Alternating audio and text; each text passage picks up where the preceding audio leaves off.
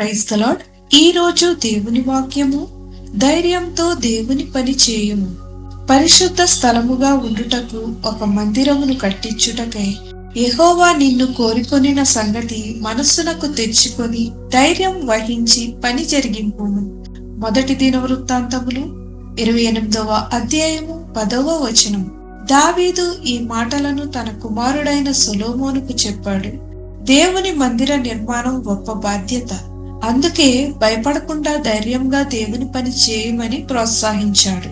దేవుడు ప్రతి ఒక్కరికి ఒక పని అప్పగిస్తాడు. సొలొమోనుకు దేవాలయ నిర్మాణ బాధ్యత ఇచ్చినట్లే మన జీవితాలకు కూడా దేవుడు ఒక ప్రత్యేకమైన పిలుపు ఇచ్చాడు. దేవుని పని చేయడానికి ధైర్యం అవసరం.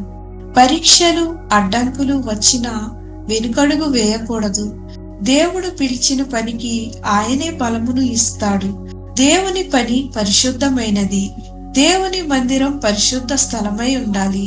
అలాగే మన సేవ, మన జీవితం కూడా పరిశుద్ధతతో నిండి ఉండాలి. దేవుడు మనకు అప్పగించిన పనిని విశ్వాసంతో, ధైర్యంతో పూర్తి చేద్దాం. ఆయన పిలిచిన చోట ఆయన సహాయం తప్పక ఉంటుంది. ప్రార్థన.